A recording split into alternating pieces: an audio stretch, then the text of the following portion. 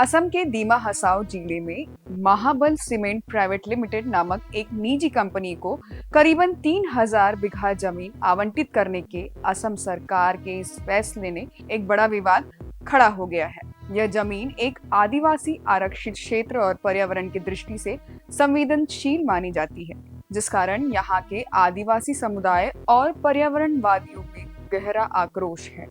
बात करें इस विवाद के जड़ की, तो यह भूमि असम के एक आदिवासी बहुल्य पहाड़ी जिले दीमा हसाओ में स्थित है, जिसे संविधान के छठी अनुसूची के तहत north Cachar hills autonomous council यानी NCHAC द्वारा प्रशासित किया जाता है। असम सरकार ने 2024 में यह भूमि एक सीमेंट और खनन संयंत्र लगाने के लिए आवंटित की थी।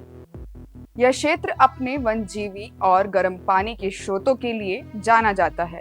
इस फैसले ने आदिवासी अधिकारों और पर्यावरण संरक्षण पर गंभीर सवाल उठाए हैं। यह मामला अब गुवाहाटी के उच्च न्यायालय में विचाराधीन है। पीठ ने इस भूमि आवंटन की वैधता और उपयुक्तता पर सवाल उठाते हुए सरकार को भूमि हस्तांतरण से जुड़े सभी दस्तावेज पेश करने के लिए निर्देश दिया है। इसके अलावा अदालत ने आदिवासी अधिकारों और पर्यावरण संरक्षण को सर्वोच्च प्राथमिकता देने पर भी जोर दिया है। What company? Mahabal Cement. Cement. Cement company. You have been granted an area of land. Yes, a lot, 3,000 bighas. 3,000 bighas? Yes, Your Lordship. The entire not NC district? Lordship, I don't know the extent of the entire... What is going on? No, Lordship. 3,000 bighas allotted to a private company? Yes, Your Lordship, for establishing... There is a mine... We know, madam. We know about something about NC. It's barren land and it's... We know how barren is NC.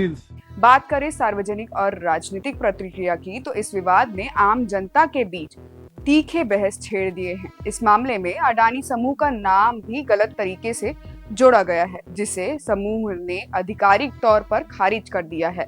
इस मामले की अगली सुनवाई अब 1 सितंबर 2025 को होगी। इस घटना ने पूरी तरह से एक बार फिर से विकास परियोजनाओं पर और आदिवासी के अधिकारों के बीच टकराव को उजागर किया है।